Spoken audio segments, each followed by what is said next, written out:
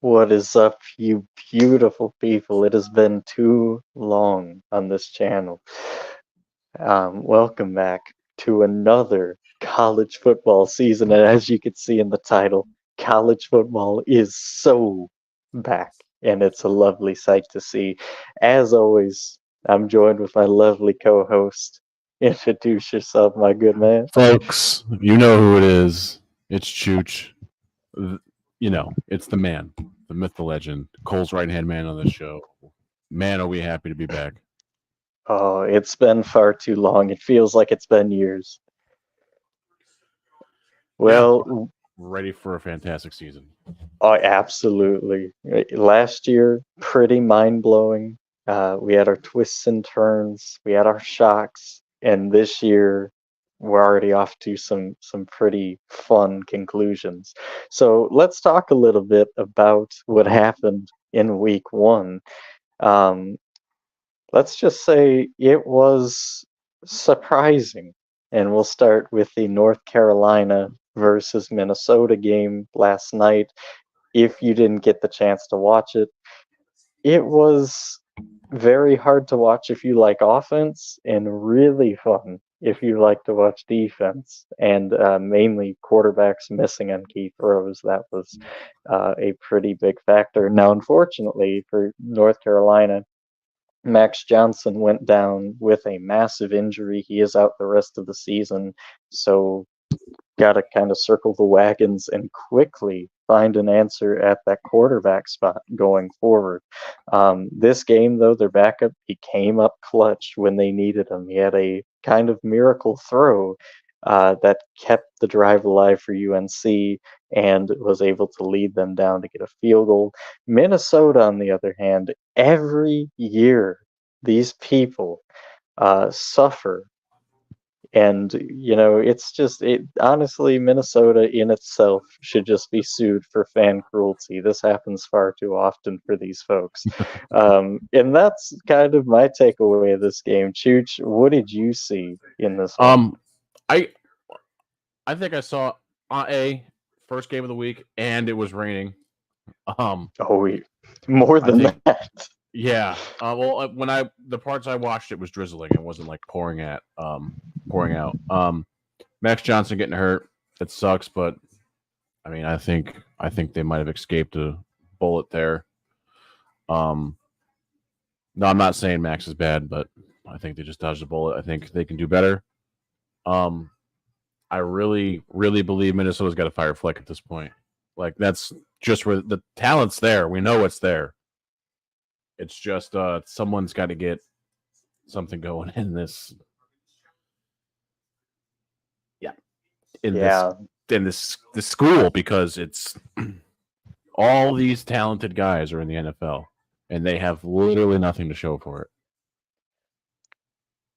Well, and to add to your point, I mean, I kind of want to be on that bus, but at the same time, I'm like, it's Minnesota, and the guy, like, yes, he's not great by any regard, but where do you go? I mean, how do you even pitch this job to somebody on the outside looking in if you do get rid of Fleck? Like I said, I know he's not great, but he is the best you got. If you get somebody else, I mean, I guess it can't get much worse, but you do make a bowl game at least with what? What, the Gasparilla Bowl? I was gonna say All not a right, good Georgia one. Tech. Yeah, I mean, you're right. It's not a good bowl by any regards, but I mean, sometimes I guess you got to blow it up to get better. That might be the case with Minnesota, because it's just a rough time. And especially, Church, did you see this kicker for Minnesota? He was I think it was all Big Ten kicker last year. He was best kicker in the Big Ten. Misses a 27-yarder early on in the game, and then for the game winner, or what would have been the game winner, misses the 47-yarder. And obviously it's tough on a kicker in that situation, but it's like you gotta live up to the hype here. I mean, how were you the best? And now you're just shanking left and right. Did the moment get them, do you think? Um, no, I think the weather had a lot more to play in this than people give it credit for. I think the weather has a lot more to play in some of these games than a lot of people are going to give it credit for this year. It's been real wet, especially in the Midwest. I'm surprised it wasn't snowing. I'm just gonna say Yeah. that, given how weather's been this year, I'm surprised it wasn't snowing. That'll come in a week, rest assured. All right, so we'll move to the next game here, and we'll talk about North Dakota State versus Colorado. 5 yards from pulling an upset. That was heart-wrenching. Yeah, And honestly, like, listen, I don't make excuses with the refs. I just call it the way it is. You had a missed targeting call in North Dakota or on a Colorado on that last, I believe it was that last drive. That was brutal. They always claim they want to end headhunting, but then they don't call targeting. And just the refs, they were a little questionable this game. I'm just gonna state that. But all in all, look, Colorado, say what you will, Travis Hunter, 3 touchdowns. I mean, that guy was unguardable last night. And Chooch, I know most people, yeah, because I've seen on Twitter, they talk about, oh, you only beat an FCS opponent by 5. This team will be lucky to win 4 games. What do you think about Prime Squad here, and what is the outlook, in your opinion, on this Buffalo team? well, last year they started the gate season off 6-0 and then lost 5-0, lost 5 straight, won one, then lost another one or whatever, something like that, right? 4-0, yeah, and then Yeah, they 4-0 and just slid from there, and they ran into Oregon. Yeah, yeah, and then what? 6 lost all the rest of the season Yeah, they except for went one game. 5-7, I believe it was last year. Yeah, so there's obviously been coaching staff upgrades, player upgrades, position upgrades, but I still worry if this offense is too one-dimensional for the FBS, especially the Big 12, especially the Big 12, who is known for being able to do both at a decent pace and quickly. Now, on the other side here, North Dakota State. If you say North Dakota State's just an FCS team, you clearly don't watch college football in its entirety, or neither do you know a lot about the sport to know how good this team has literally been Alabama of the FCS for a while. Also, the only 3 teams the last 4 years, not last 4, last 13 years to beat them: South Dakota State, James Madison, and this team called the Coastal Carolina Chanticleers, 3 solid teams, that's for sure. all in the Sun Belt. I mean, Chooch, how many times have we told these people Sun Belt football is a fun conference? They just don't listen. They don't listen. I had to prove No. that point in the dynasty in NCAA football. I had to prove it. Sun Belt football is the best football. Oh, it's so much fun. I wouldn't go best, but it is. I'd say top 3 for sure. So speaking of the Sun Belt, let's hop to our next game here. In quite the shock, at least to me. I don't know. I know a lot of people were high on Coastal, and I do. I respect them too. But 55-27 against a good Jacksonville State team. Um, Chooch, I don't know about you, but if I am a team in the Sun Belt or a team that has Coastal on the schedule, my eyes just got widened with this game. I mean, this was domination. Yeah, this looked like the Coastal of old, didn't it? It did. Just like you, I was kind of pleasantly surprised that Jacksonville State didn't put up, that it wasn't closer, but I'm also not surprised that Coastal did what they did. I mean, this is a team that's, for the most part, they don't lose a lot of pieces, it seems, in one every year. Somehow the team's perfectly pieced together. I don't get it. Right. But they retooled well. quarterback is playing. They were getting a lot better play out of the quarterback position, apparently. And Jackson State really. I mean, they didn't do terrible. I mean, yeah, we had 2 picks, but you only threw 14 times through for 173 yards. Mind you, you only had 7 completions, so you're doing something right. Exactly. Yeah. And you only Go ahead. ran the ball. You ran the ball 30 times, so your balance is there. It'll figure itself out. It's Coastal Carolina. It's arguably one of the most consistent teams in college in all. I'm going to say all of college football here, not just FBS. One of the most consistent programs there's been. I support this. Yes, absolutely. And did you know the funny thing, like you just mentioned, people are not going to respect, I don't think at least, Jacksonville State very much after this game. They might even write them off. But this is one of those teams too. They're sneaky.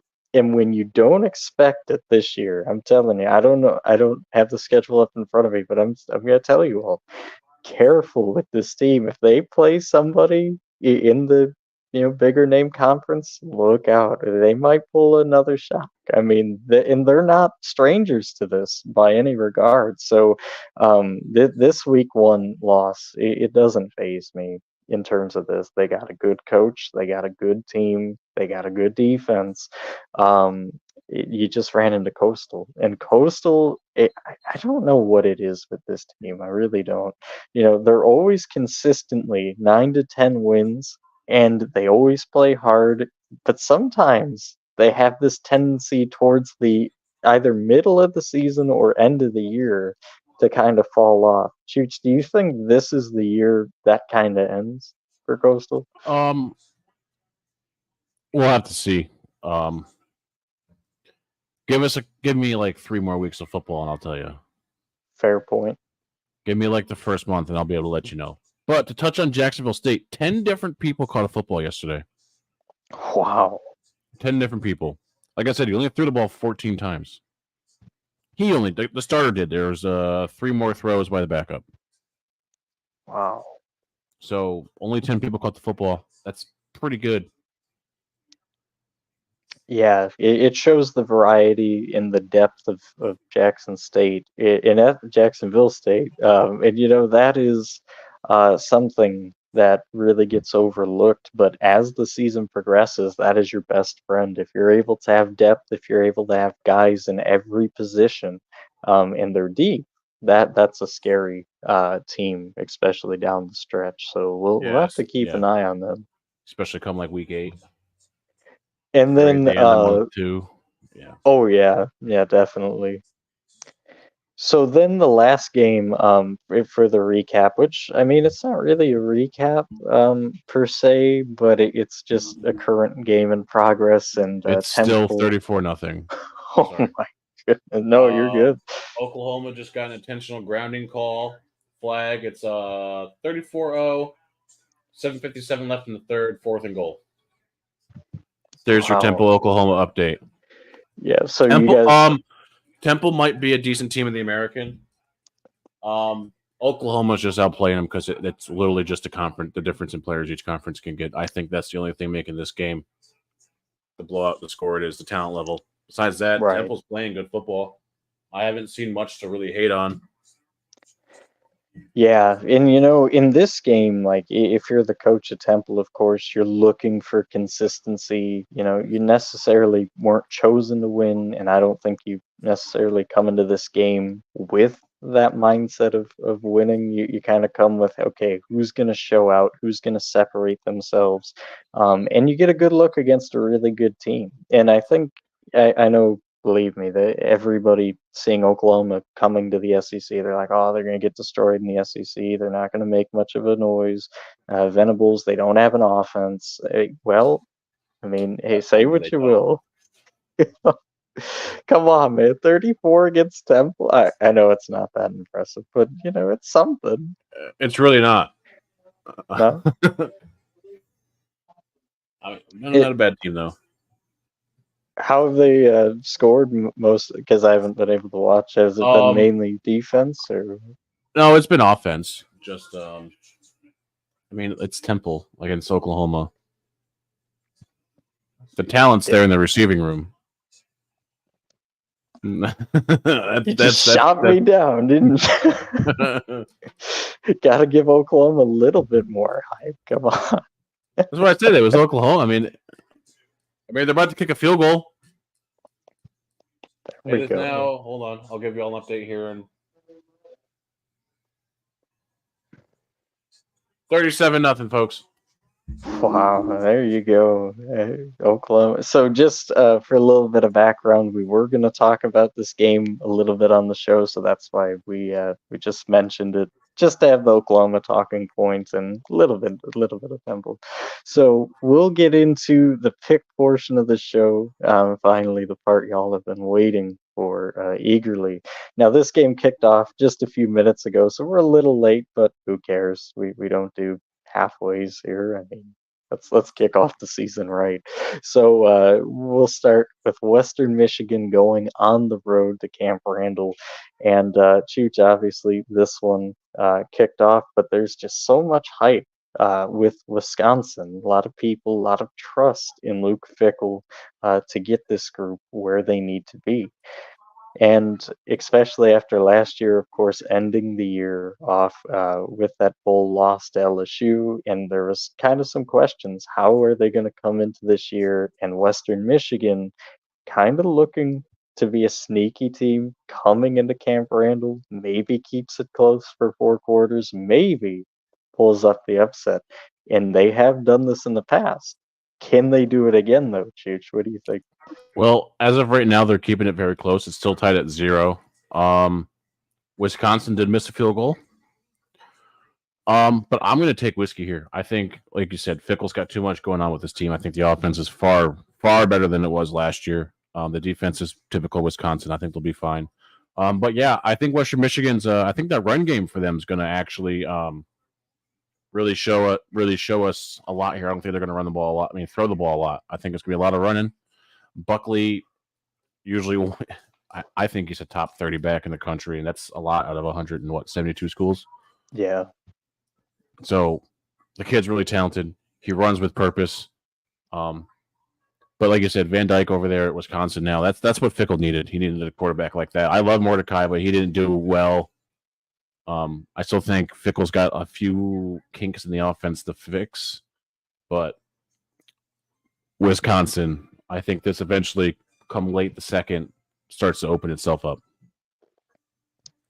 All right. Yeah, I'm gonna go with you here. I think Wisconsin, just they have too much depth. I really like Western Michigan in the sense, like you said, Buckley, and just how they play for each other. They play as a team that you would like to see succeed, and they do have a pretty good coach. I just don't think they're at this point to where they can beat Wisconsin. Plus, it's at Camp Randall. If it was at Western Michigan, this might be a little bit of a different conversation, a little bit more hype in the upset. But no, I got to go with the Badgers. I can't see how this offense doesn't eventually figure it out. Kind of like NC State yesterday. You know, they were struggling with West Carolina. They figured it out. They buried the game. I think we'll see something similar here. So give me Bucky, the Badger. All right, moving on to the next one here and kickoff for this game actually coming up in about 30 minutes. We got TCU and Stanford. Now, this is a weird game to start. TCU, they come in and not a lot of expectation. You know, 2 years ago, they go and they play in the national title game, get absolutely stomped by Georgia. Then they come out the year after that, and they get upset by Colorado. And from there, it's kind of your typical TCU season with Sony Dykes. And then Stanford, on the other hand, kind of the same Stanford we're used to. They can play up to anybody. They can also disappoint. And this year, they're looking to get a little bit more consistency in their play. So, I mean, Chooch, it's kind of a coin flip, kind of a 50-50. I think the favorite is TCU in this game, but not by a whole lot. Who do you think Yeah, takes this one? TCU by 9.5. I think TCU wins this by 3. I think TCU gets out the gate slow. I think Stanford does typical Stanford things, and they punch you in the mouth early. I think Stanford's going to have a well improved season. Stanford's secondary always good, but they struggled last year defensively. I still, and they allowed 37.7 points a game last year, which was 120, which was in 126 yards. I'm sorry, 126 in yards per play allowed in the country, 126th. Wow. This team was not good. They got to fight J.P. Richardson, Savion Williams, and Jack Betch, who's at TCU. So I think TCU edges this one out. I want to something about the Horned Frog offense just got me saying that they're going to pull it out in the end there. Yeah, I'd have to agree with this. I mean, TCU, and you kind of talked about who I was going to talk about a little bit. I think Jack Besh is really going to come into his own this year for that TCU offense and really show kind of what we knew coming out of his freshman year at LSU. He is dynamic. He is a really good player in space.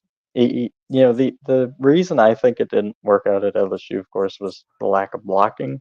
But here, I think he's a lethal weapon because Sonny Dykes really is going to put him into a situation to succeed, I think. But I think it kind of like what you said, Stanford's going to come out in this game. They're going to come out ready. And just to think about the spot they were in, right?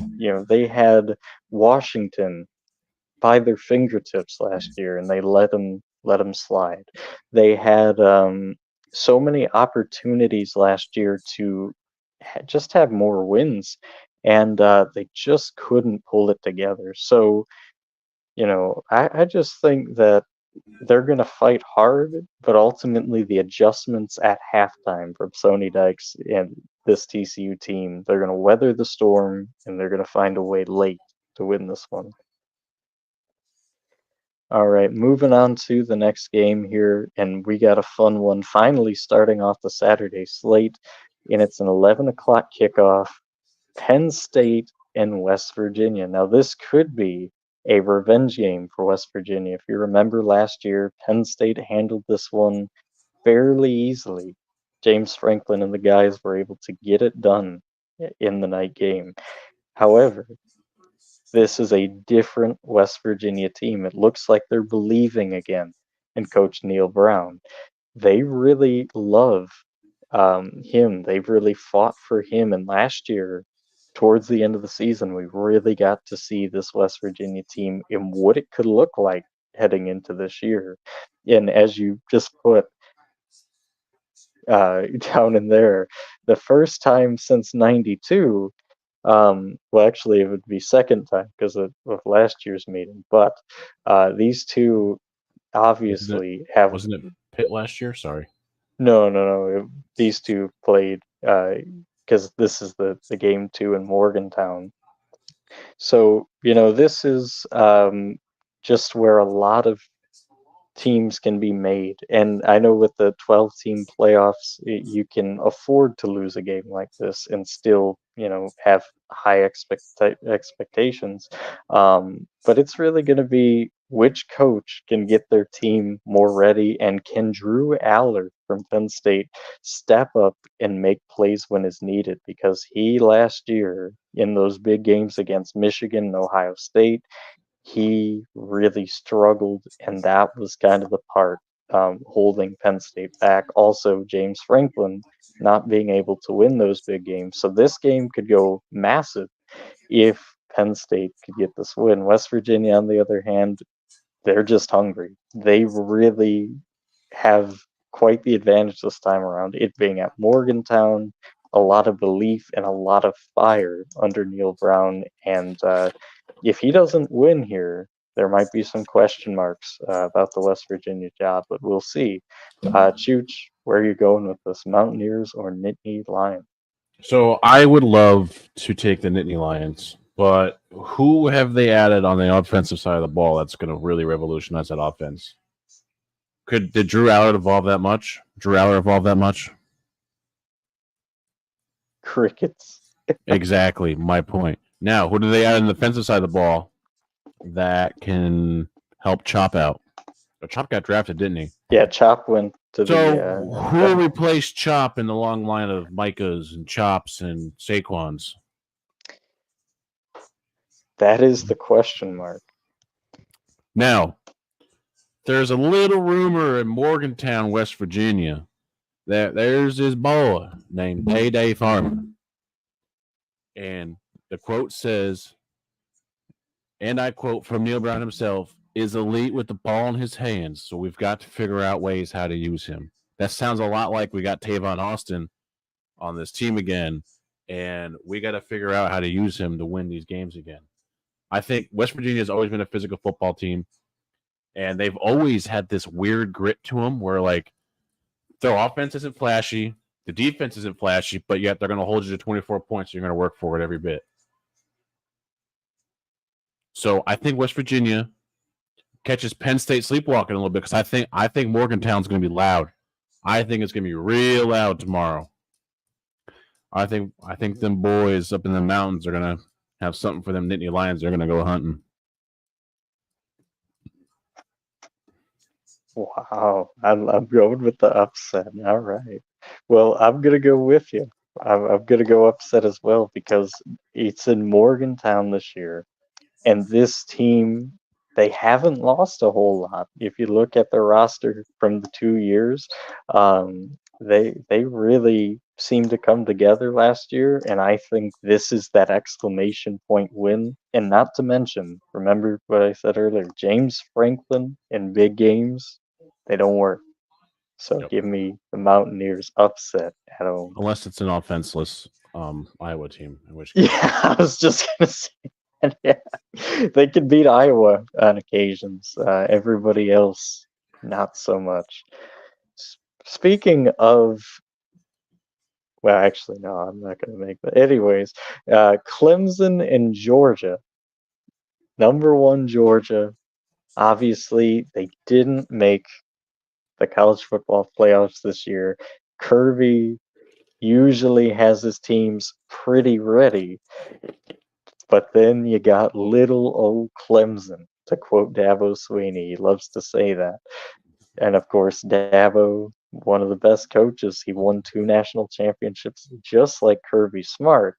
This game is really interesting in between the hedges because Clemson, not a lot of people are confident in the Tigers. I believe it was 11.1% according to ESPN believes they could pull this thing off. Obviously, a lot of people expecting a Georgia wrecking crew to run through this team. However, keep this in mind. Dabo Sweeney, when he's doubted, when his back's up against the wall, and this goes with Clemson in general, they usually have something up their sleeve. Look at the national championship when they played Bama the first time around. And they pulled up that upset late, the late throw to Hunter Renfrow. If you look at the LSU bowl game from 2012, 4th down and 17, converted and ended up beating LSU with a late field goal. I know recently times have gotten a little bit tougher for Clemson, but is Dabo Sweeney completely out, or is this one of those games where he wins it and says, I got more in the tank? What do you say, Chooch? So I'm going to come off by saying, you remember that one year where that team won that national championship for the first time in 44 years? I do. Who did they play first that year? Could it be Clemson? Yes. Now, which state did they play him in, though? I don't remember. That I don't remember. They played him in the great city of Charlotte, and the great state of North Carolina. Now, that's not home for Clemson, but it's close enough, right? Right. Athens is 45 minutes, I think, from Atlanta. We know whenever Georgia has a game there, they match Dirty Birds, but it's red and black in there, and it's loud. And I want nothing more than Dabo and Clemson and our aspect of Cade from a couple years ago to be true. but I think Georgia's defense is better than Clemson's ability to overcome their somewhat crappy offense than the first game. Georgia wins a close one. Clemson puts the whole country on notice and runs a rough shot through the ACC this year. Wow. I like that. I like it. Wow. Clemson is a team that has not gotten any respect. They're like I said, their backs against the wall. Also, the number is 17.6% of fans expect Clemson to win this. Okay, so a little bit higher than I thought. I thought it was 11.1. It's definitely gone up throughout the week. Oh yeah. I mean, how can you not get a little bit more confident with Dabo leading the charge? But the part of this game that I'm going to talk about a little bit, I know everybody's excited about Carson Beck for Georgia, but I'm going to talk about the Clemson defense. Mm-hmm. This is a defense that has not gotten any respect outside of the Clemson faithful. This defense, it shows shades of that 2018 defense. They got a really good defensive front. They have very speedy linebackers. They have great cornerbacks and a really good safety core. Now, I'm not saying, as much as I'd love to, I can't pick Clemson in this game. But I am going to say to all of you, be careful. If this game goes to the fourth quarter and it's a 3-point game, or if it's tied, maybe even Georgia up by 7, this is going to get dicey. I think Georgia wins, but like you're saying, Chooch, close, very close. I think Carson Beck makes a lot of mistakes in this game too. I'm going to say 2 interceptions by Beck. I'm going to say Cade Klubnik shows flashes of what we thought he could be, but I just don't think he's there yet. And that's the reason I'm going to go Georgia. I just don't think that Clemson offense has enough yet to win a game like this. Yeah, and I think this is going to be like a CJ Stroud type of development for Cade, where we That's fair.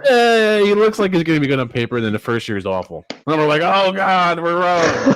And then we take this stance of, well, maybe. And then next year, it's halfway through the year, it's going to be, yeah, the kid's growing on one of us. And then halfway through season 4, both of us like him. Just like CJ after that Northwestern game in the rain, where all they could do was run and all he could do was throw short passes because the line couldn't hold. Oh man, I think that's a beautiful summary too. Watch out for this Clemson team these coming years, though. I don't think they necessarily could win it all this year, but like you said, down the line, if he has that Stroud type development, or even Anthony Richardson type development, they're going to be a very scary team. Unfortunately, not this year, Clemson. And I think Clemson plays 3 very important games this year, and one is week 3 against NC State. I think they're at NC State, and then the other one's when they play Virginia Tech, and then some would argue that App State game, the App State or that Stanford game, the App State game week 2, and that Stanford game, week 4 or 5. Some people might argue those 2 games right there can also be really tough, because you and I both know, and anyone who's a student of the game knows, Stanford's going to punch you in the mouth, especially if they're the underdog and you're ranked. And you know what's weird about this statement? I always used to say it reminds me of Old Pitt or Old Pitt of the ACC. Now I could say it reminds me of the new Stanford of the ACC. You've been waiting way too long to use that. Can you tell I've missed it? Yeah, I can. All right, so let's move on to the next one here. We got another, make it 2, ACC versus SEC showdown. Virginia Tech goes on the road to take on Vanderbilt, and obviously not a lot of hope for Vanderbilt amongst people because Virginia Tech, they won their bowl game last year. They looked explosive. They have the most returning production out of any team in the ACC. If I remember correctly, I think it's like 70 or 80% of the team, which is ridiculous. Um, Pray for Vanderbilt. I mean, there's not a lot of hope. Clark Lee really, he still believes in this team. He's still optimistic. It's still SEC talent. Chooch, any chance you're going for the upset with Vandy?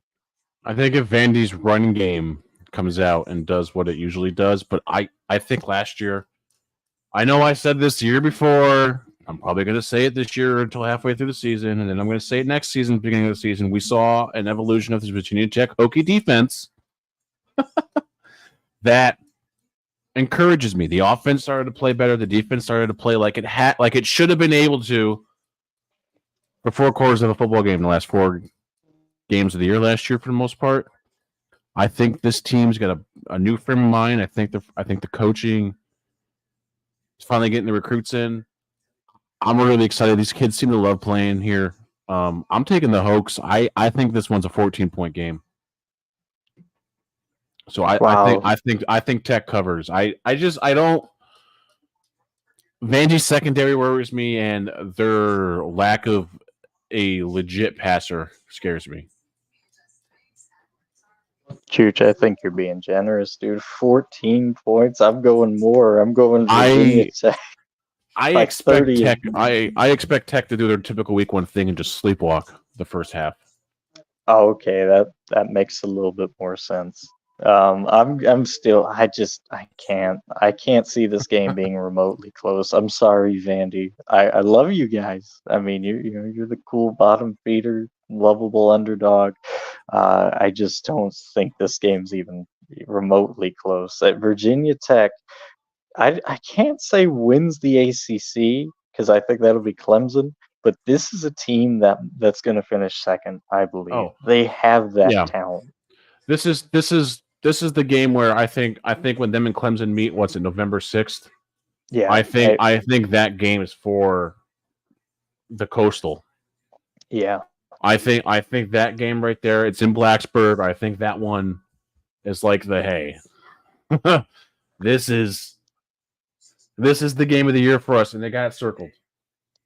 And Old Dominion. Old Dominion's going to be one too because they can't beat Old Dominion apparently. It's the weirdest dynamic in football, but yeah, they always struggle with Old Dominion. Also, it's a fair. I know it's a video game, but it's the same way in college football 25. I promise. If plays Virginia Tech, you struggle against ODU. I mean, rightfully so. ODU, man, that's another again, just the depth of the Sun Belt Conference. We talked about this, but the ODU is like one of the lower tier Sun Belt teams, and yet they're scary. So let's move on to the next one here. We got Connecticut taking on Maryland. And this is a game where there is a big question mark on both sides here. You got Maryland at home. Of course, Talia Tagovailoa is finally gone. He's been there for what seems like ever. So, of course, it's always weird with a new QB, a new offensive approach, I'd imagine. And I guess the question really becomes, what is the offensive philosophy? What is this team going to look like? Obviously, Coach Locke, he's a pretty good coach. He knows his team. He's hung around there. He's made Maryland a name in the Big Ten. Maybe not a big name, but bigger than they were before he got there. And it's kind of the same situation with UConn. This was a team, you were lucky if they won 2 games about 3 years ago. This coach comes in from the NFL, a lot of hype, a lot of excitement. They start winning games. And now we got people saying, believe in UConn football for the first time. It's not just a basketball school anymore, even though they did win the Natty in basketball. Shoots, this is kind of a more even matchup than most people will give credit. What are you thinking in this game? So Jim Mora, 9-16 his last 3 seasons, right? That's not bad for UConn. Not Granted, at he got all. most of his wins last year, but um, the problem that scares me is they have 50. They've added 51 new players since the end of 23, the end of last season. That is a whole roster. Or no, that's 3/4 of roster because you're gonna have 85 people on a college roster. 51 are brand new. Maryland's defense held opponents just 22.5 points last year. I'm pretty sure they keep most of the guys on that defense. So I think this is going back to the traditional Maryland way. Also, mind you, Maryland has won a bowl game in the last 3 straight years. They haven't lost the last 12 or so non-conference games, which is big for them. So I take Maryland, but this is closer than people give it credit for because, yes, believe in UConn football. Wow, yeah, that was a perfect way of putting it. The only thing is, I'm going for the upset. I believe in more getting this new roster. It kind of reminds me of Colorado and Dion a little bit in that respect. About oh well, so many players are leaving, so many players are coming in. This is a guy who has a vision of what needs to be done in UConn to really bring this team to a decent bowl game because that's kind of the ceiling right now, if we're being honest. Maybe a 7-win season if you're blessed. um, I just think they have what it takes to get this team gelling. Now, I will be honest, in the first and second quarters, I think we're going to see a struggle. And I think this is where Maryland benefits. And if they win this game, Maryland, this is why. I think they're more established in the early going. But if UConn can get that fire going, which I think they can, I think they win this one. Pull up a nice little week one shocker. All right, so moving on to the next one here. And speaking of, well, we talked about North Dakota State. Now we're going to go a little south. South Evil. Dakota State. They're evil twin. That's right. And they're about equally as good too, which is a scarier thought, Yeah. especially if you're Mike Gundy. Now, the thing is with this Oklahoma State team, every year it gets interesting with them. Either you see this well put together football machine under Mike Gundy in the early going, or you see them getting blown out by South Alabama. There really isn't a stable Oklahoma State team. You either get one or you get the other. Sadly. So yeah, it kind of reminds me of whenever we used to talk about Mike Leach with the whole "you could prepare for 4 teams, here comes the fifth." Yeah. So yeah, that is the craziness that you get with this Oklahoma State team. However, they have excitement. They have Ali Gordon, the long-term tailback. I'm sure everybody knows from NCAA 25. They made him ridiculous, is what I've been Yeah. told. OP. And then on top of that, this O line is pretty good. They've returned a decent amount of the O line, if I'm not mistaken. So that always helps, especially with chemistry. And then the defense is kind of the wild card. It's kind of the question mark. Can they continue to look better, and can they find their footing early in the year? I think is what's going to be the question mark with this Oklahoma State team. With South Dakota State, you don't really have these questions. Usually every year, and I don't know how they do it, but they're always consistent. They're always well disciplined. They're a lot like North Dakota State as we saw yesterday. Not a lot of penalties, smart football, and they like to just get physical. So that might not necessarily bode well with Oklahoma State. But Chooch, where are you leaning with this one? Maybe upset alert? So you know me, I would 100% love to pull this trigger on this, but I have a few things for you here that I'm going to point out for people. Yes, Oklahoma State has Ollie Gordon. He's a great running back. But there are three names you left off that list when you were stating people that are helpful on this team. You forgot Quentin Stewart. You forgot Rashad Owens. And you forgot the quarterback, Alan Bowman, who can throw. This kid Yeah. can put it on a dime. He can zip it. He can put it places. He's athletic. He's good. Folks, you want this Alan Bowman kid, next franchise quarterback. He was Mahomes' replacement at Texas Tech, left. Now he's here. He was the bright spot on the team last year. Actually, I think he was hurt last year, wasn't he? Yeah, if I remember correctly, I think he was out for, I don't remember if it was the year or a good portion of the year. If you guys want to see Patrick Mahomes' replacement show why he's better than Mahomes, just you watch, folks. Alan Bowman's going to come out. He's going to show up all year, and you're going to be like, oh, well, those guys in that podcast were right. Bowman, Owens, Stewart. Your three guys to watch, not named Ollie Gordon on this offense. Wow. We just need to take a second here. Better than Mahomes? I think he will be when it's all said and done. Yeah, I 100% believe that. Oh my goodness. I like that. Dude, have I been wrong yet with some of this talented No, I'm just, like I said, I like Bowman. I do. Wow, I'm I'm sorry, that statement caught me off guard.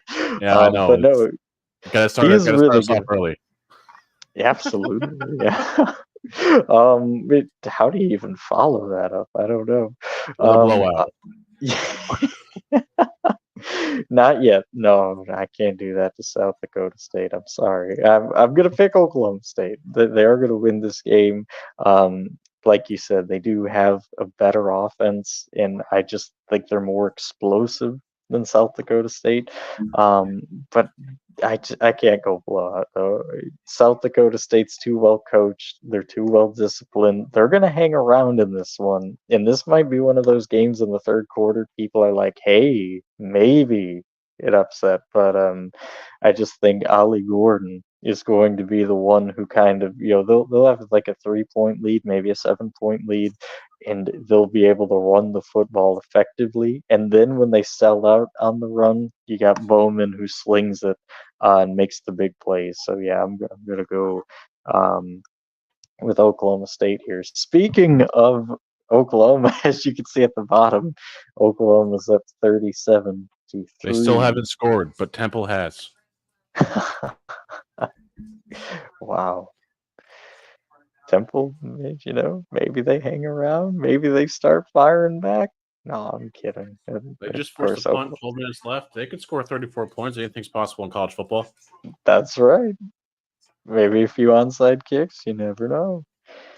Speaking of you never know, this is a fun game. As you can see at the bottom there, Colorado State versus Texas.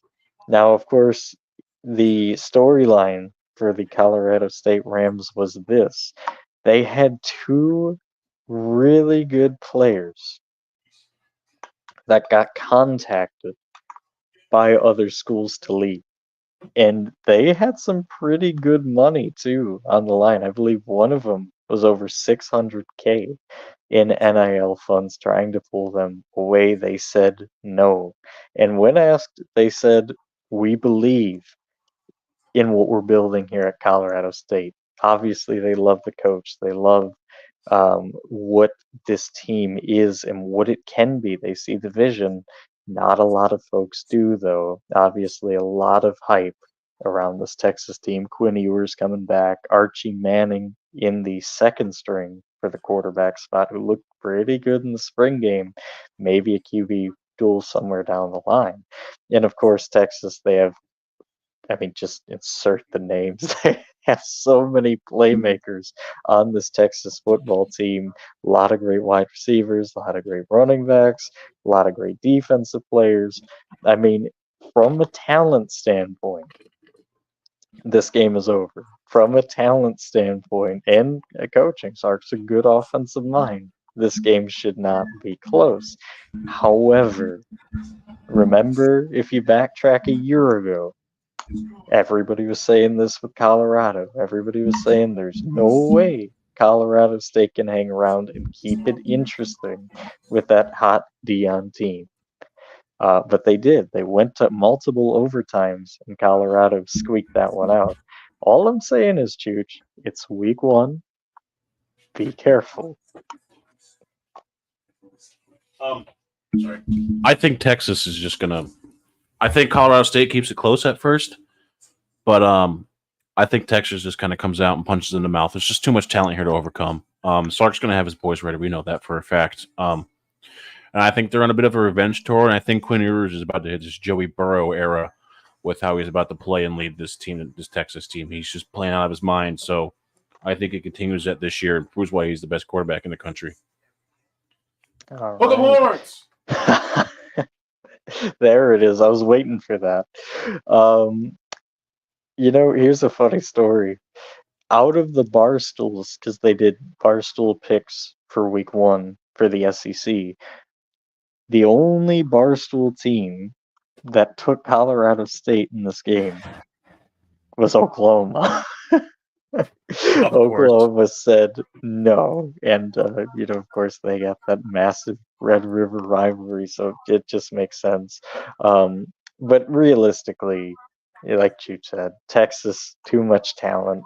I really do think this Colorado State team, they're going to be firing, they're going to fight, but they just don't have the weapons that Texas does. I think this is going to be Texas winning by 17.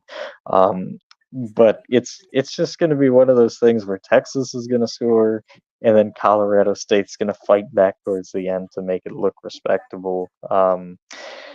I just don't think. I mean, I really like what Colorado State's doing. I really like what their coach and what he came into. Um, and really is turning around. So this Colorado State team, keep your eyes on them throughout the year and throughout the coming years. They just don't have the tools, though. Texas wins this thing by 17. Speaking of coaches to watch this year, UTEP goes on the road to Lincoln to take on the Matt Rule-led Nebraska Cornhuskers, and what a exciting time it is for the Nebraska Cornhuskers. They finally have a team to believe in, at least on paper, because we'll see when the season comes.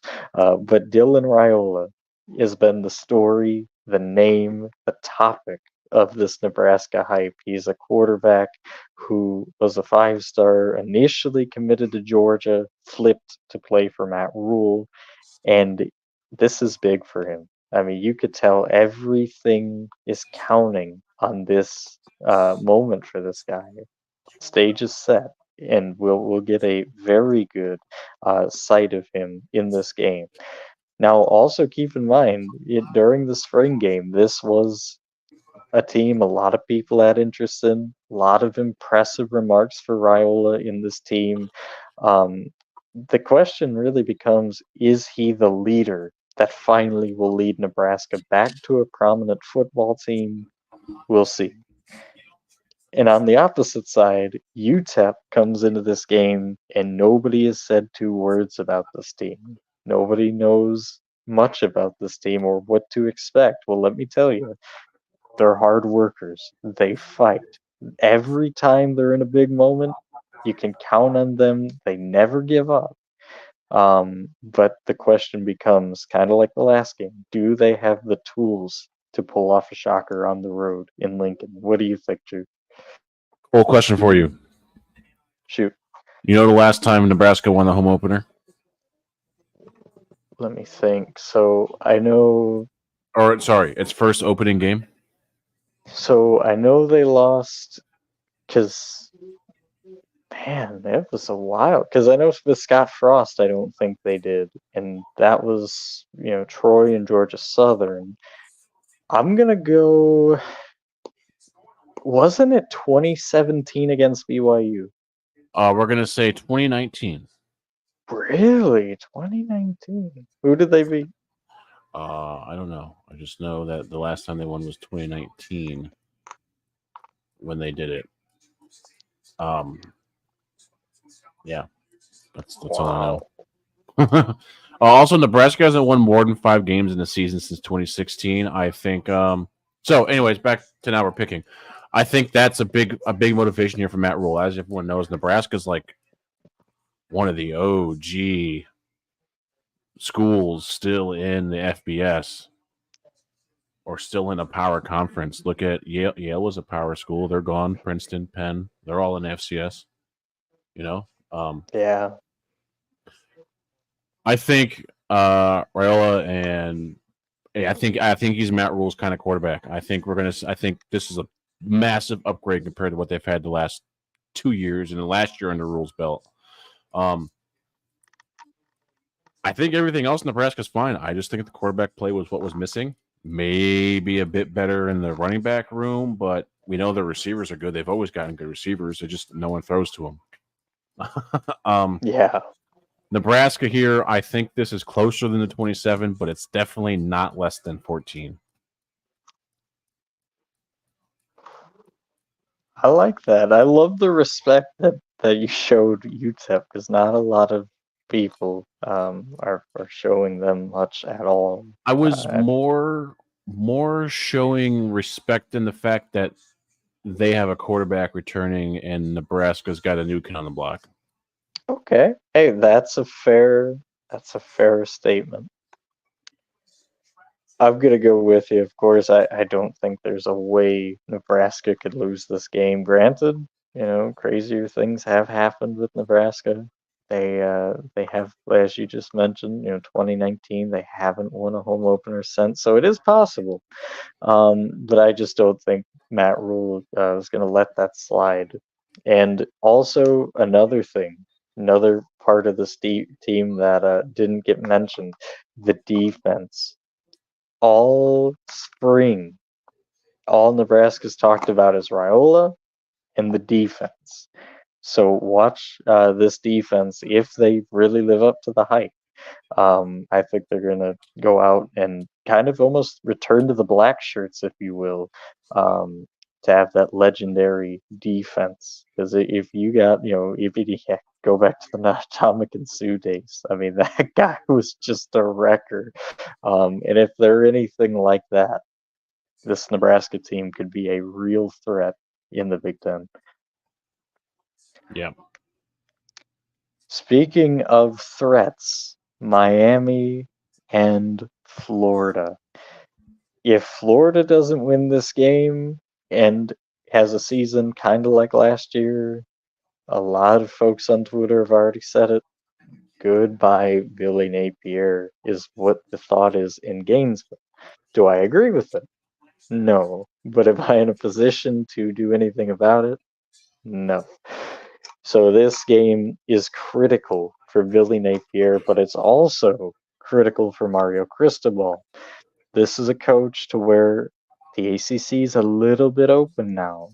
If there was ever a time to make a statement with the talent he's gotten, just look at the portal, right? You had Martinez from Oregon State. You had Cam Ward from Washington State. You have a stout defense that has really showed out, especially last year. If they can come in and have the same impact, look out for the U. They might be back. I'm sorry, I had to, I No. had to say that. I'm sorry, I was waiting for that. But then on the Florida side, some question marks. Graham Mertz or DJ Lagway has been the question. Now, it's been confirmed Graham Mertz will be the starting guy, but do not be shocked if we see maybe a switch in quarterback at halftime if things aren't going well. Billy Napier is a gambling man. We've seen this happen. UL Lafayette, when he was there, he always used to do gutsy things. Maybe nothing quite like this, so keep your eye out. Maybe DJ Lagway gets in and has something to say about it, the highly five-star freshman. And then also with Florida, the main question becomes, are they going to be able to show this run defense off? Because last year, that was a question mark. The defense in general, but mainly the run defense, and especially against scrambling quarterbacks. So, Chooch, you get the first crack at this game. Who gets the much needed win in the Battle of Florida? Florida, only because I think Florida is better prepared, and I think the whole football program mindset between Florida and Miami are two completely different categories. I think Florida's mindset for football games is up there with the best of them, right? I just think Billy Napier has to piece it together and figure it out, which he will. And then there's Miami, who's like off in Macland with their frame of mind, like, oh, we're going to Florida, we're having fun. Woo! You know? Um, listen, Ward's 4-7 on the road as a starter. He dropped his last 5 in a row on the road. Also, the Swamp, I'm pretty sure Florida hasn't lost a game in like 30 something seasons for a home opener. Yeah, So, it's been a while. yeah, right there. Florida has won 33 consecutive home openers. By the way, that's an NCAA leading stat. You know when that started? After they lost to Ole Miss in 1989. They haven't lost since before Desert Storm, folks. Oh my goodness. All right? Saddam was still doing stuff in the Middle East when these guys last lost the home opener. That being said, the Swamp's going to be swamping. They're going to get their Gators out, and what they're going to do, they're going to go survive that hurricane because, boy, them boys in that swamp are going to do their thing, and Florida Gators are going to go pull out on top. Well, I mean, that's beautiful. That's a beautiful piece. If you've watched the show for since last year, you know how I feel about Mario Cristobal. I have been extremely vocal with how much I don't really like him. I don't think he's a great coach. I don't get the hype. I'm sorry. I just don't.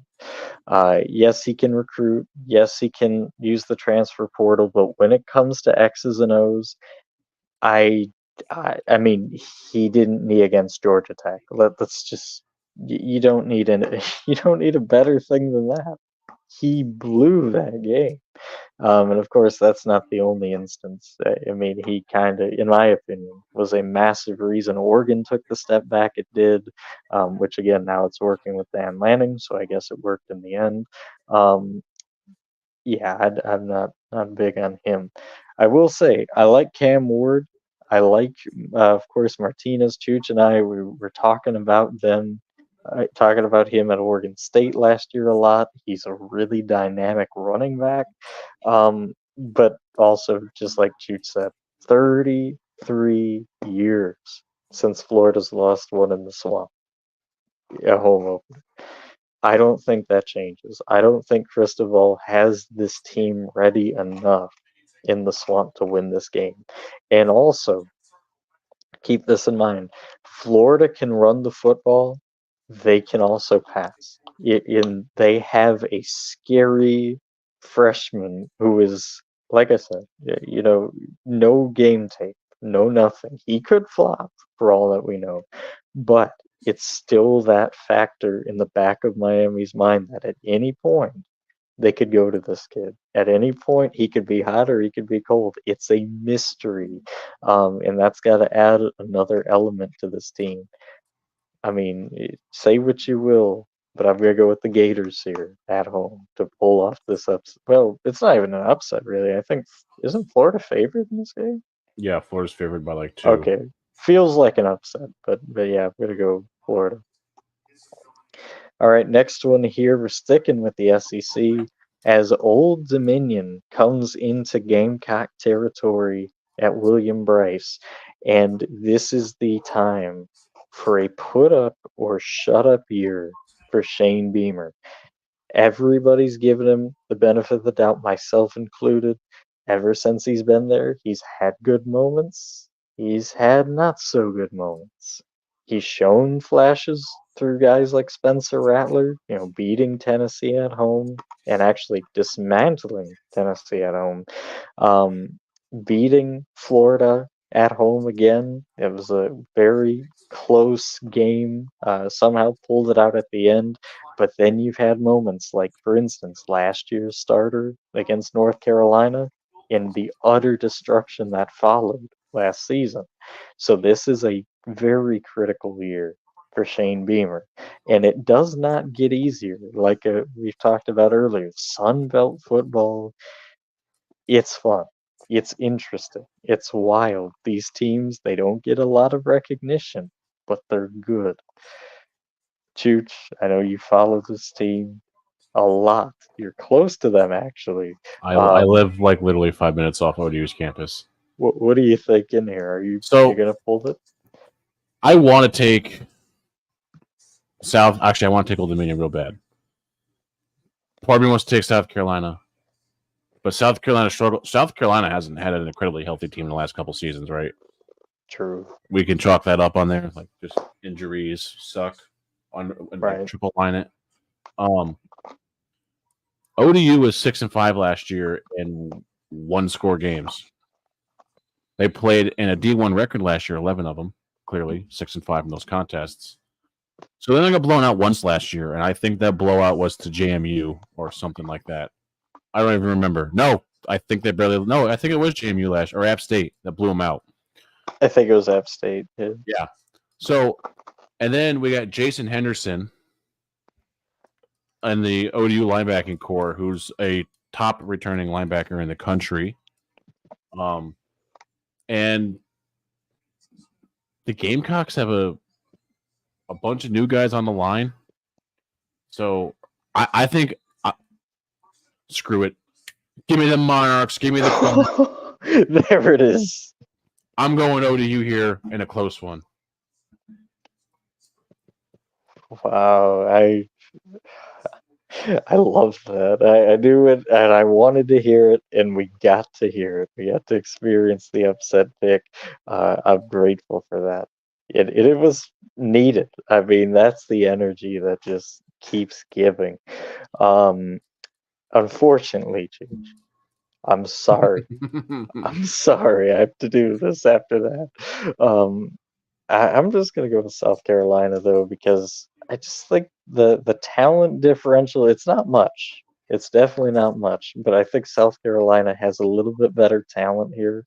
I think Shane Beamer has heard all off season about it, could this be the last year, and he's out not necessarily to make a statement, but I think he's out to just say, look, I'm doing the best I can here. Okay, I'm at South Carolina. It's not easy, and I think this could be a 7 or 8 win year for the Gamecocks, just because they need to fight for Shane Beamer if they want him to stay, and I think they respond to that call.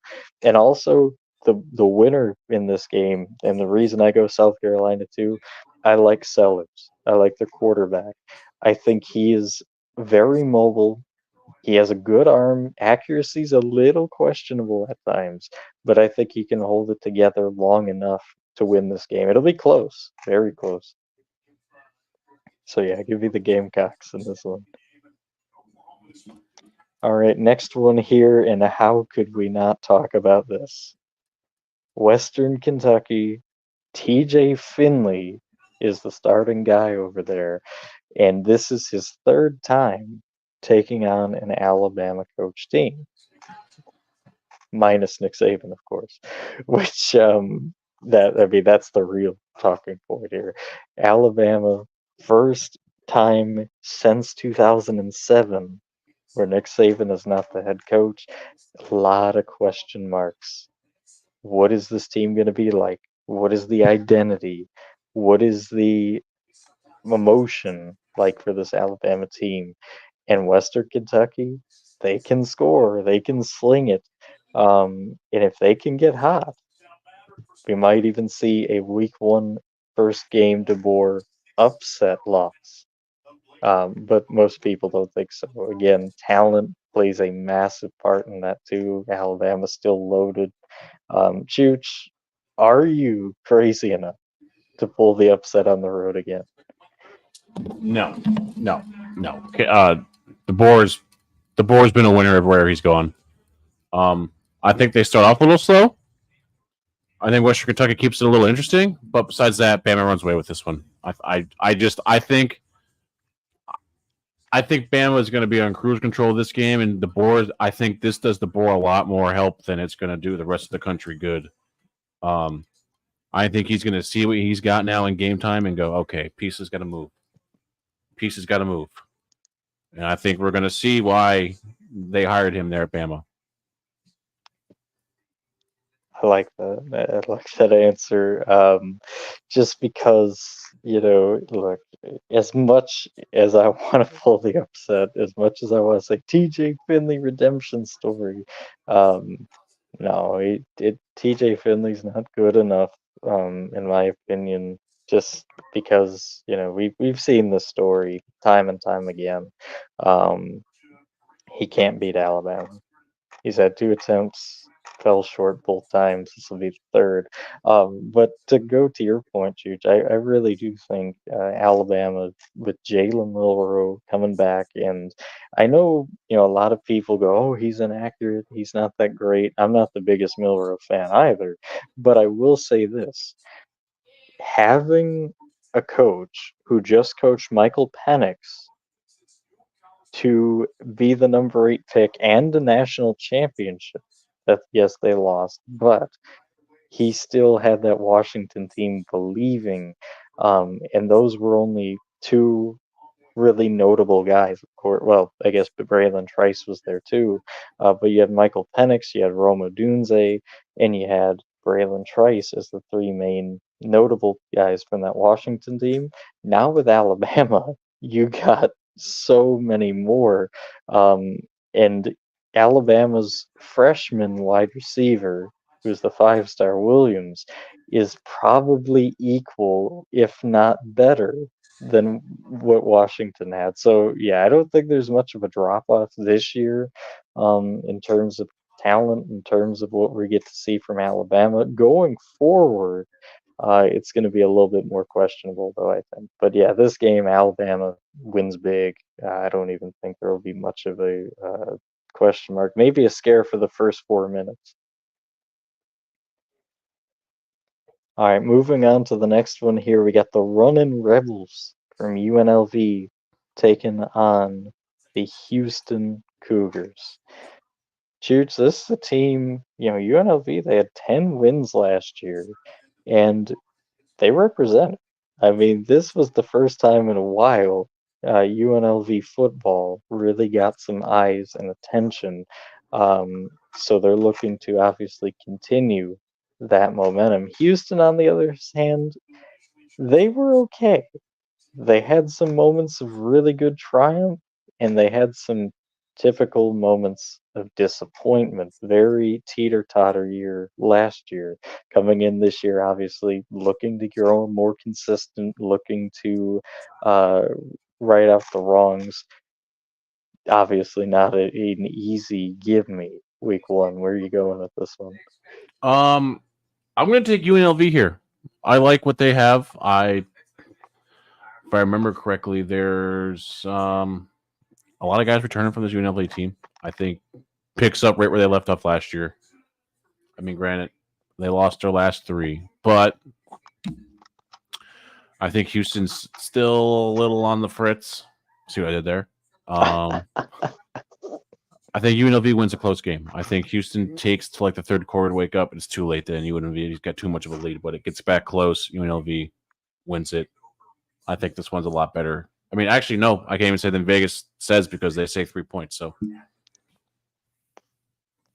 I was actually kind of shocked to see this line too. I thought UNLV might get a little bit more respect than a 3-point line.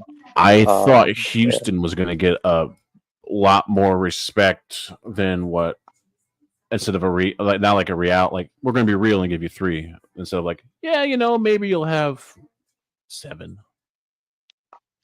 Yeah, that's a fair assumption. I'm gonna roll with you though. Again, I mean, we've been agreeing a lot on the show. It just for good reason, really, because I think UNLV is really gonna grow in consistency this year, more so than what they did last year. I know they were really just exciting last year, and this year I think they kind of stable it out and kind of almost do what Kansas did. The last 2 years to where it was like, oh, are they actually really good? And then they had that second year where it was a little bit of a come down, but it's still pretty sustainable. And now, look at Kansas, they're a top 25 team. So I think that's what we get here. UNLV, they're on a mission to get relevant in college football. And I think this is a team that you could look at, and they're going to be ranked at the end of the year in the top 25. All right, next game here we got Fresno State traveling into the big house as they take on the Wolverines, the defending national champions. Some Ohio State fans somewhere are groaning and angry because the whole offseason, all it's been is drop the hammer on them. The allegations, Connor Stallings, they cheated. So yeah, a lot of that. And Michigan's been dealing with their own demons, so to speak. You had Jim Harbaugh leaving, you had JJ McCarthy going off, you had Blake Corum leaving, you had so much of this team being picked up by the draft, to where it becomes a wow, that's a weird word, eerie representation of what happened to LSU after that 2019 national title. Then the team drops off, had the COVID year, went 5-5. Um, we could see something maybe similar to that. However, they do return Donovan Edwards, and of course, a lot of hype surrounding him.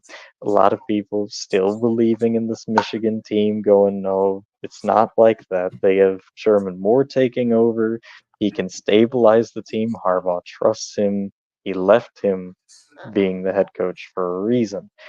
However, nobody has talked about the opponent that they got to face. Fresno State, they always come in, they always play hard, and when you least expect it, they can bite you. See what I did there with the Bulldog? They Yeah, can bite you. yeah. Um, We're playing that game so tonight, huh? I had to. It was too long since I made a reference. So, but yeah, Fresno State, they come up and they can shock you, to say the least. And we know Michigan is no surprise to being shocked. Which is this one of those times in the Michigan history where they don't prepare well, they have too much outside noise, and they give up an early week one shot. What do you think? Let me talk to you. Listen, Michigan, you're gonna be really good this year. This year, I think Moore's got a bit more adversity than people think. I think that Michigan defense is fantastic still, but Fresno State has always proven that their first year with the new quarterback is a down year. Now, if I remember correctly, Fresno State won 8 games last year, 9. Yeah, around. Yeah, usually they win like 5 in the first year of a quarterback. So, if we're going off trends here, Fresno State's probably the most game non-Power 5 school in the history of non-Power 5 schools. I think they're the most ready for a call up. That's just me. I like that suggestion. Michigan simply because their defense is too good, but Fresno State is like y'all are missing out someone. All right, I'm gonna say this. I think Fresno State has everyone scared in Ann Arbor in the fourth quarter. I think this is one of those games you turn on and it's tied. It's maybe a 3-point Michigan lead in the fourth, but then Michigan's depth. is the key in this game. I don't think Fresno State can match that, and I think Michigan's just going to do what they do. They run the ball well. They can go with Donovan Edwards to lead the charge, and then when you're not expecting it, Alex Orji is going to complete a few passes there and come up in the clutch. So I think Michigan wins this one, and I think it'll be very low scoring too. Maybe a 17-17 game going in the fourth. So yeah, give me Michigan. Extremely close though. Next one here, we got UCLA going on the road in that funky Hawaii hours that does not get talked about enough. One of the most underrated advantages in college football. Chooch, I know you know how weird it can be when Hawaii, even remotely, is close to being good. I know they haven't been in a while, but UCLA isn't much better. They, of course, Chip Kelly decided, I'm leaving this dumpster fire. I'm going to Ohio State. I'm going to be the offensive coordinator there. UCLA was kind of in shambles and had to go to the interim head coach and kind of panicked hired him on the scene. Never a good sign with UCLA, but does Hawaii have enough to sneak in and win this game on their own turf? I think so. I'm going to use a famous line Pat McAfee used about North Carolina last week when he was talking about them. They struggled to win games with Drake May, so they're going to struggle to win games without. Now, UCLA struggled to be consistent with Chip Kelly. We're talking about the same guy that basically coached and created that Oregon powerhouse. True. Basically, the godfather of the up tempo offense. All your weird, funky movements you got now are basically because of this man. But he's not here anymore. I think UCLA goes to Hawaii. They sleepwalk a little too long. The Rainbow Warriors do their Islanders voodoo magic stuff, and the Warriors win. Hawaii wins it by 2. I like I like how you went two at the end there because that would be quite the shock. It may be a late field goal or something. But I just can't bring myself to do it. Listen, every time I pick Hawaii, every year this happens. I think they got a shot. I think that they can do it, and then they get blown out. But when I don't pick them, here's the kicker. When I pick against them, unless it was the Vandy game the last 2 years, they always find a way to come up and make it close or win. So I'm really at a loss of where I should go in this game. But for the sake of it, I'm gonna go UCLA just because I just don't think Hawaii has the talent. I know the coaching isn't there. I know um, it's a different atmosphere, and it really is. I just don't think Hawaii has the pieces put together compared to UCLA on the talent spectrum. Next game here, we got the Battle of Georgia, Georgia State and Georgia Tech. Georgia Tech, of course, the massive upset in Dublin to start the year, knocking off the number 10 Florida State Seminoles. However, it is a great thing normally, but it also usually has a kickback. Usually, this is the time where they get a massive win, whoever it is, and I'm not necessarily saying Georgia Tech. The team gets a massive win, then they kind of chill and they're like, okay, yeah, we're good now. And Georgia State is a dangerous team. If you have that motivation like that, to where it's like, okay, we can just kind of sleepwalk, we could just throw our hats in the ring now. Teams are going to respect us. Georgia State's going to knock you out. But if Brent Key is going to have this Georgia Tech team firing like they were week one, this is looking very favorable for the Yellow Jackets. So, to me, this game really depends on what Georgia Tech team we're going to see. Not that Georgia State's bad, they're a good team, but they don't have the pieces ready that Georgia Tech does. Chooch, is Georgia Tech going to ride that wave of momentum, or are we going to see a stagnant team that's riding still high off of week one I think I or week think they zero? I think they sleep the first quarter, but I think their defense is well more than talented enough to hold Georgia State to at least 3 or keep them close.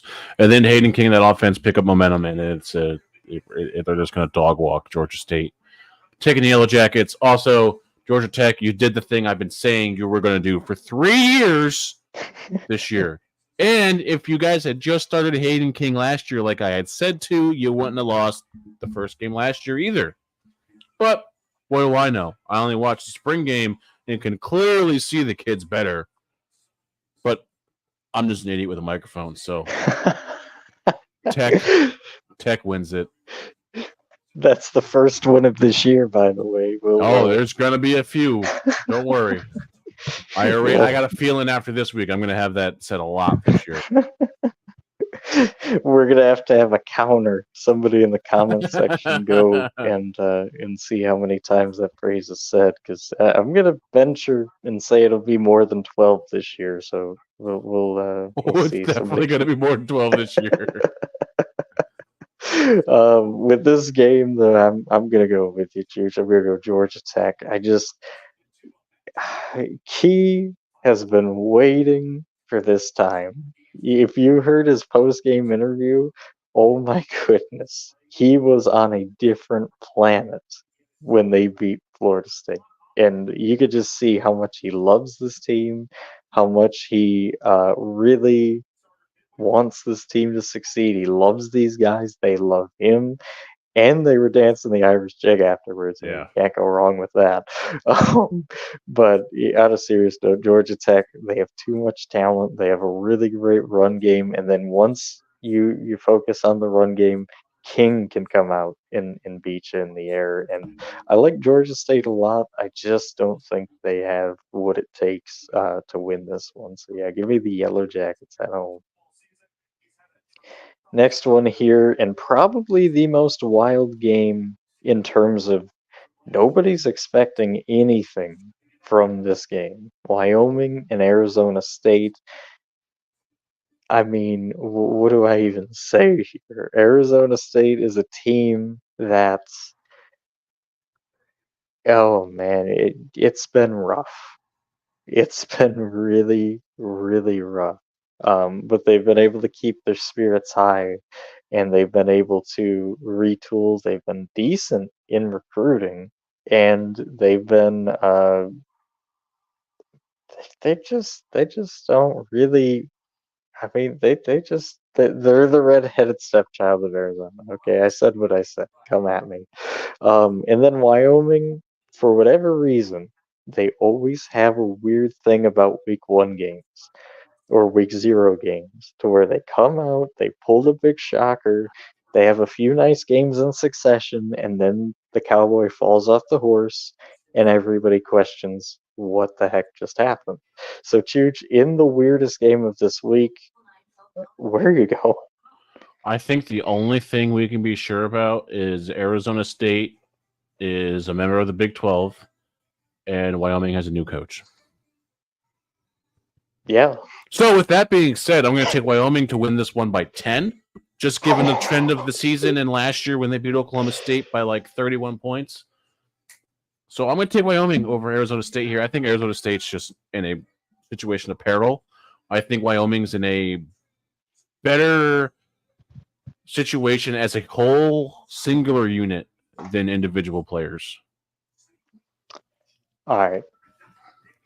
So I thought of something creative. Normally, we flip a coin on this game. I'm gonna throw up this bottle. If I catch it, I'm gonna go Arizona State.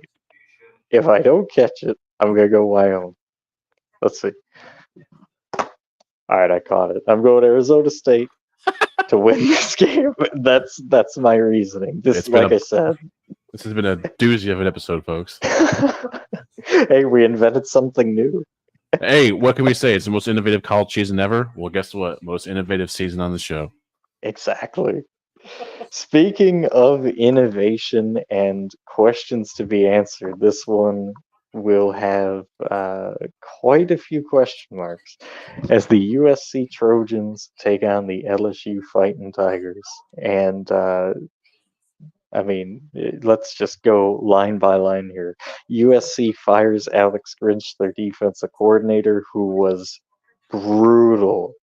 And when I say brutal, I mean it was bad. Okay, Bad. look, they put up 45 points last year, I believe it was, against Washington. They gave up 55. 52, 52, that's what it was. You're right. You're right. Yeah. and And they then scored 42. yeah, oh my gosh.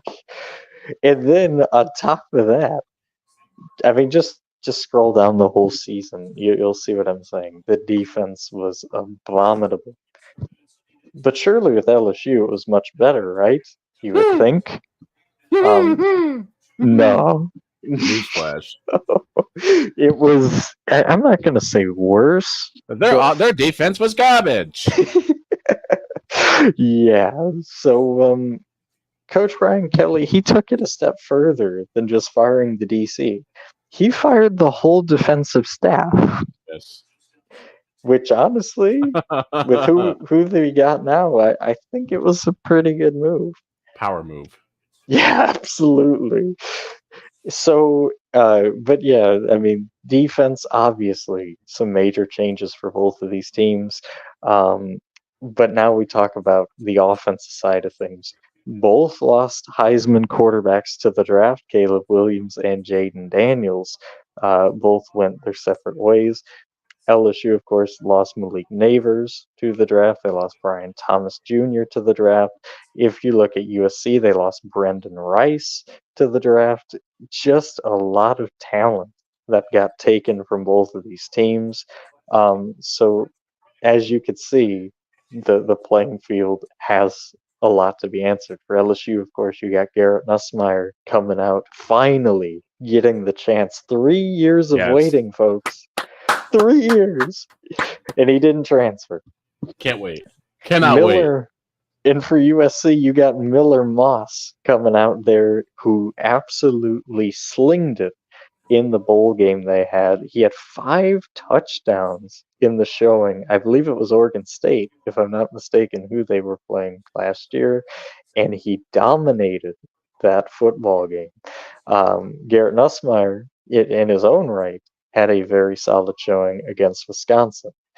So it's, again, catch 22. Which side do you go with the offense? Then, if you continue further, you just see kind of a very similar outlook. LSU, a lot of good wide receivers. USC, really good wide receivers. Um, Lincoln Riley, the offensive mind that I mean, say what you will about the guy. Yes, he ran from the SEC. Yes, he did, questionable things, but he's always had a solid offense, never has had a solid defense. Brian Kelly, obviously the more stable of the two options in terms of that conversation. Good defense, good offense. Usually he has a pretty good winning record all time as the coach, most winning in LSU history. However, LSU has not won a season opener since 2019 with that Joe Burrow team. It's been 4 years of misery for us Tiger fans. It's been brutal. So, Chooch, enough of the talking. Where are we going here in Vegas? I would love. I'm just kidding. I'm not taking freaking USC. You guys know where I'm going. Go Tigers, boys. We're gonna go down. We're gonna go out west to the desert. And we're gonna show them Trojans what a real weapon is. Bayou Bengals are gonna go out there and they're gonna whoop that ass. Brian Kelly got a whole new defensive coaching staff. We're gonna go down there. We're gonna ride the nose bus, and we're gonna win us some stuff. Go Tigers, boys. Go Tigers. And as T-Bob said, we're bigger, stronger, faster, meaner. And as Will Campbell says, sorry, Cole, I'm gonna swear. He didn't say the one word, but run it down their effing throats. Go Tigers! That's that explosive energy I was talking about, folks. We just We've took the been LSU waiting. game to get it. We should have started off with this one. No, No, I agree. my heart can't take it. So, you know, I've always picked LSU on the show, even when you backtrack to 2019 and forward. I mean, 2020 I haven't picked against them, 2021 I haven't picked against them, and so forth. But this year might be different. I mean, look, USC, they have a badass fight song. I mean, fight on, right? That's great, great song. They got hand signals. They put up the two. I mean, I've been studying this. This is great. Bear Alexander on Twitter, he's he he answered the challenge of Will Campbell. He had some emojis back to him. This USC team's fired up. I mean, seriously, just look at Miller Moss, 5 touchdowns in the bowl game. How do you go against that? Well, you Simple. can't. We lost you there, Cole. I just think LSU. Oh no! Well, what are you trying to say? You really think LSU just better prepared for this game? We're gonna come out there. We're really gonna kick their ass. We had a great week of practice, and go Tigers. Oh, okay. Are we back? Yeah, you're good. I was keeping the folks amused. Oh, okay. Thank you. Thank you. Yeah, no, well, that sucks. It just kind of killed the whole thing. But yeah, of course, I'm not going against LSU here. I'm going with the Tigers. Garrett Nussmeier gets it put together. And this defense, I think LSU's more complete in this game. Yeah. And that's going to be the main story here. Tigers. All right. Next game here, we got a fun one in the ACC and a massive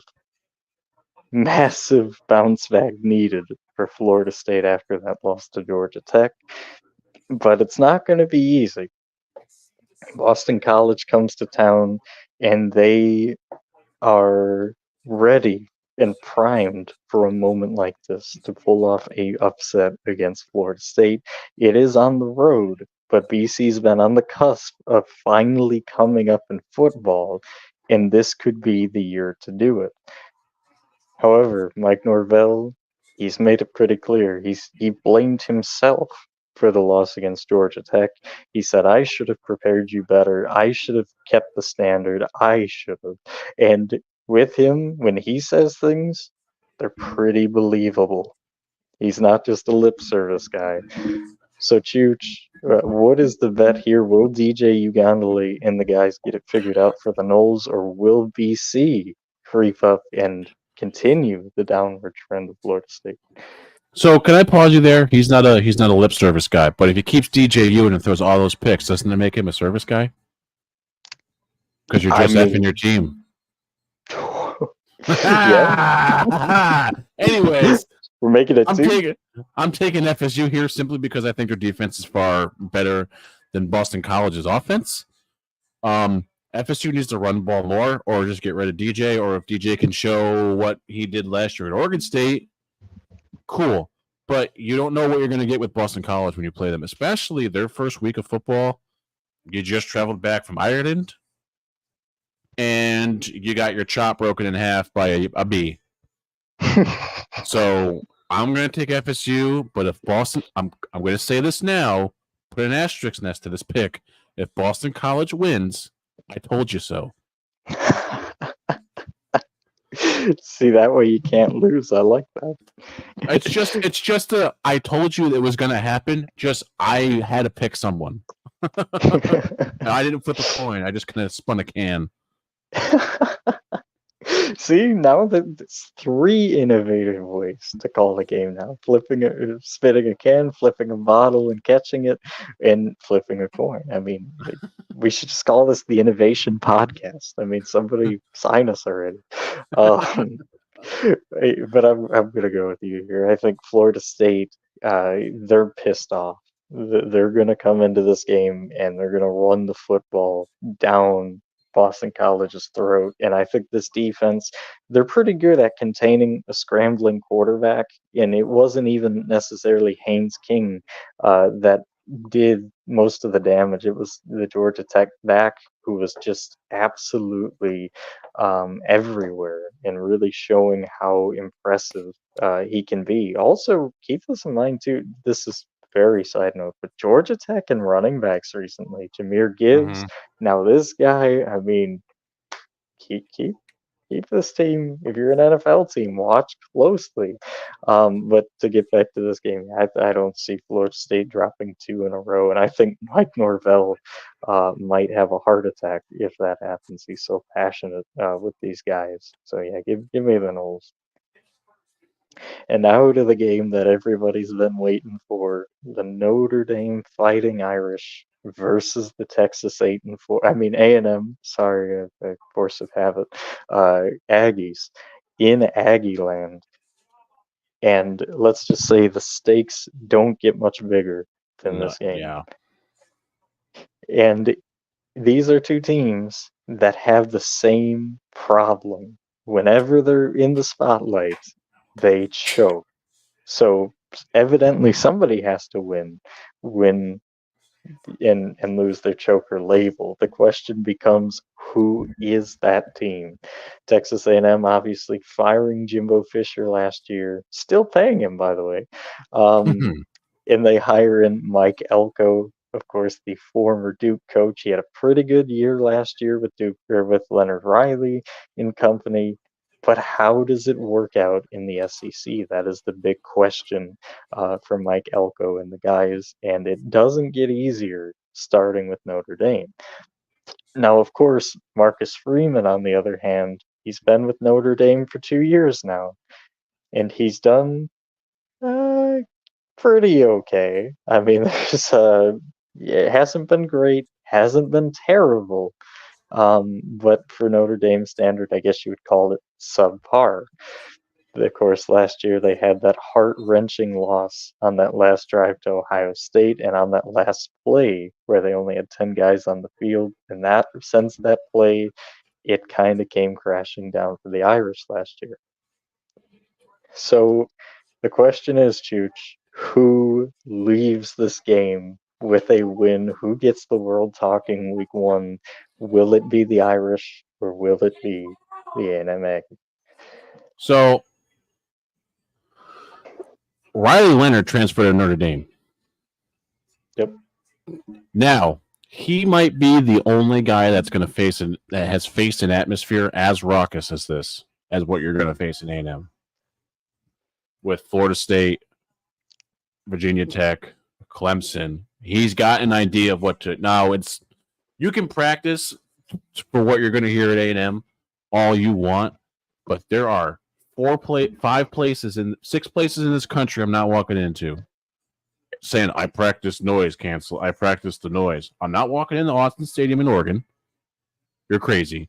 I'm not walking into the Horseshoe, the Big House, Bama, Death Valley, or College Station saying, "Oh, I practice for the noise." Okay, just give them more of a reason to get louder and drunker. You're not doing yourself any favors. But Elko's got, I think, a far better team to work with, and if you can just piece it together just a slight smidgen better than Jimbo did. He's got Bobby there as his OC. No, listen, Bobby's at Arkansas now. Bobby's at Arkansas. I forgot. Just kidding. A&M,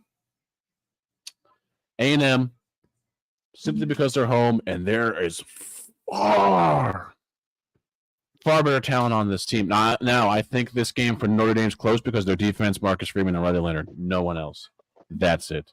A&M wins it. Aggies do their thing. I hate picking them, but Aggies. Also, Stanford just scored. Oh, there you go, Stanford. They're up 7-0. Well, I mean, you got to touch on what I was going to touch on a little bit. You're going into College Station on a Saturday night with people who, I mean, it's called a cult for a reason. These people are ridiculous. They were actually ranked number 1 in the video game, too, in terms of places to play. I still think it was a joke. No, I'm going to tell you right now. I played my first game in an SEC building as a guest the other day when I played as my NC State quarterback in College Station. I've played a bunch of games in a bunch of different stadiums. That was the hardest place to play because my controller did not stop vibrating the whole game, Cole. The Wow. whole game. I couldn't hot route anyone. I just had to pick a play and stay. I couldn't change plays, nothing. It was so Wow. loud the receivers were going, I don't know what the play is. It was pretty freaking awesome. Anyways, back to your pick though. Yeah, and the thing is, if you compare Marcus Freeman and Mike Elko, I'm taking Mike Elko every time. I know this is his first game, but here's the thing, here's the trend, keep this in mind. SEC coaches mainly win their first game, even if it's a tough one. The exception, of course, Brian Kelly against Florida State. Yes, that hurt bringing it up, I know. But Billy Napier was able to beat Utah in the Swamp.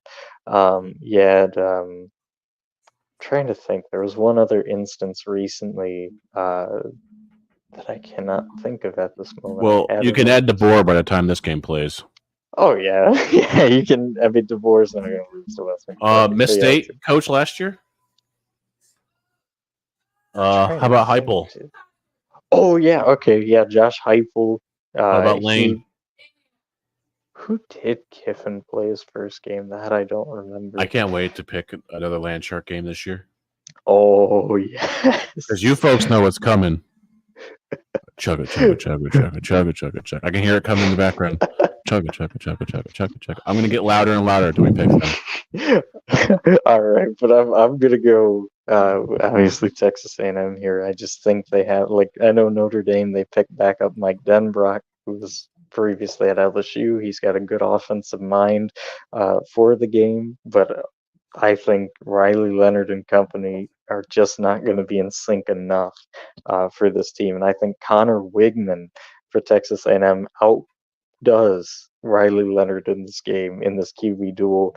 And I also think that Texas A&M defense needed somebody like Mike Elko, who's a very, very good strategist, who wins this game. And think about this too. Elko was at Duke and he had a good season last year, and some pretty good seasons before that. And now he's at A&M, who has infinitely more talent than Duke. And So, money. oh yeah, and that oil money, the NIL backing.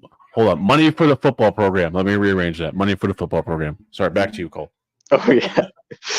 I mean, they have it all, and it's a hotbed for football. A&M's going to be good again.